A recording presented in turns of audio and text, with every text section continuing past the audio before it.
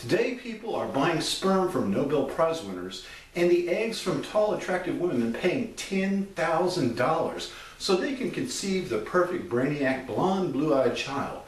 People are paying for donors who are tall, athletic, genius IQ, and very accomplished careers. Now, I see this and my mind the wheels start spinning. I'm thinking, well, my question, what will people pay for GED sperm? I'm asking for a friend. How much for sperm with the living in your parents' basement gene? So I set up a website for a friend, just to pay the phone bill. I know, kind of pathetic, but don't be sad. This is it turns us all into a Willy moment. So, yes, madam, I'm only charging $19.95 a load. Yes, madam. I know it is unusual, but man boobs on a short guy may become the ironic must-have feature for the middle-aged hipster in the future. Oh, well, what about $9.95? You get a free do-it-yourself turkey baster, no extra charge. Oh. Well, in that case, madam, may I suggest we try the old-fashioned fertilization free charge? No? Oh, okay. Yes, that is my photo on the website. Yes, madam, I do look exactly like Matthew McConaughey. No. Okay. $5.95, my final offer. Hello? Maybe I should try the dollar store, because I'm not getting very far this way, But how would you stay in business, you ask? Volume.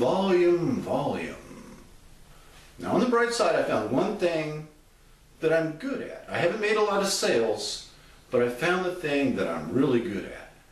Making loser sperm. That's right, Now, I go to airports and I watch people, I do people watching here and there, and when I was a kid, fat people were rare. I mean, you didn't see that many fat people like you do today. People back then looked down on fat people, thought it was a sign of being weakness. Being a kid, I just thought they really liked food. A lot. Today, half the population is fat, so it's normal, Fat is beautiful. We're told we should all see the inner beauty in fat people. What do they expect from us? Superman's X-ray vision, peering past the flab to the hidden beauty within? Hell, if I had X-ray vision, I'd just look through the clothes of skinny people just to get, I wouldn't be looking at fat people, I'll tell you what. I tried to see the inner beauty, but I failed. I mean, I honestly tried and failed. And to be perfectly honest, I can't even see past my own spare tire, much less somebody else's belly fat, their cellulite, their double chin. Screw that, I used to be skinny, but I'm 25 pounds overweight, easy. Now, it didn't appeal to me. I mean, I don't even want to have sex with myself anymore. So I'm so tired of my own sagging belly that, I gotta confess, I have used a paper bag over my head before just to masturbate in front of the mirror. It's bad. It's really bad. It's awkward being a fat narcissist. I mean, what if somebody comes into the room? How would you know, right?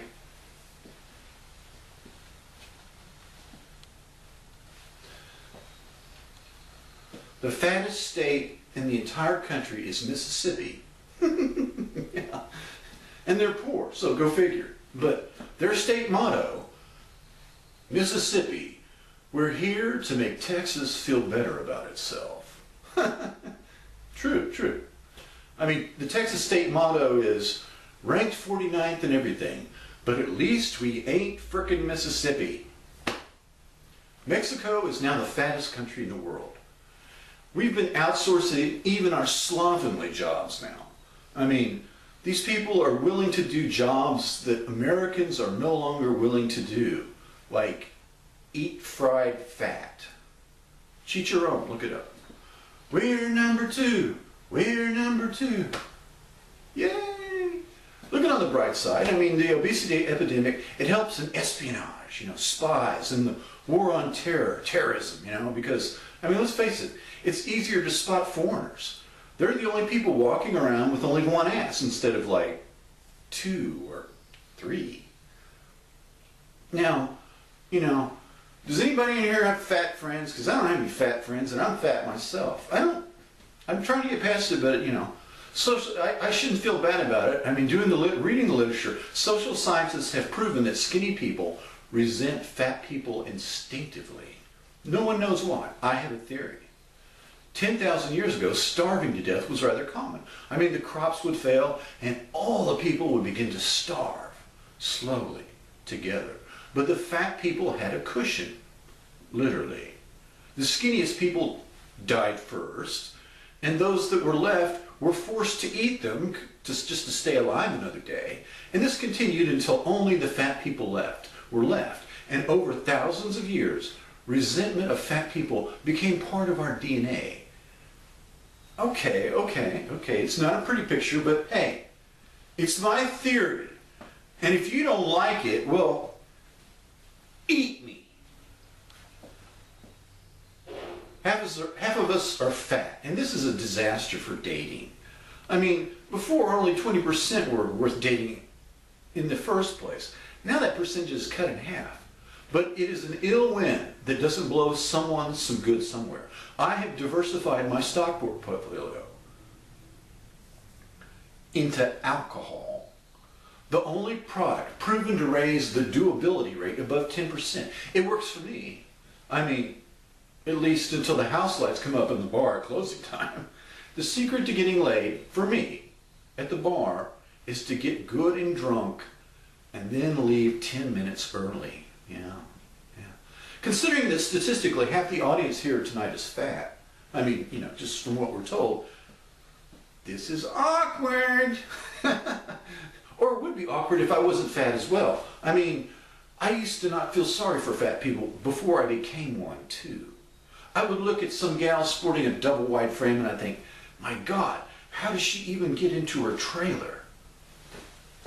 I mean, screw that. How does she even wipe her own ass?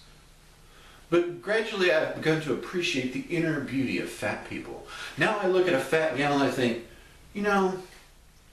she must be a saint walking the earth. Just think how kind and supportive she must be to get her husband to wipe her own ass, because she sure as hell can't do it herself. I think I'm fairly nice to be around, but I can't talk someone else into that on a regular basis. She must have some powerful inner beauty, which is now code, of course, for you just can't reach by yourself. So now I don't worry about the obesity epidemic. I've decided to turn lemons into lemonade. Half of us are fat, so I bought stock in a company that makes bidets.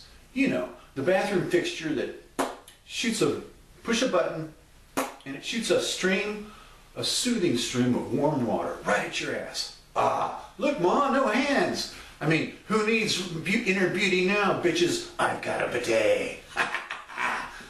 Now when I see a double wide, I just see money in the bank, baby. Don't fight the future, people. It's here. We're the fat half of the world. Join us, or come starving time, we'll eat you. That's right.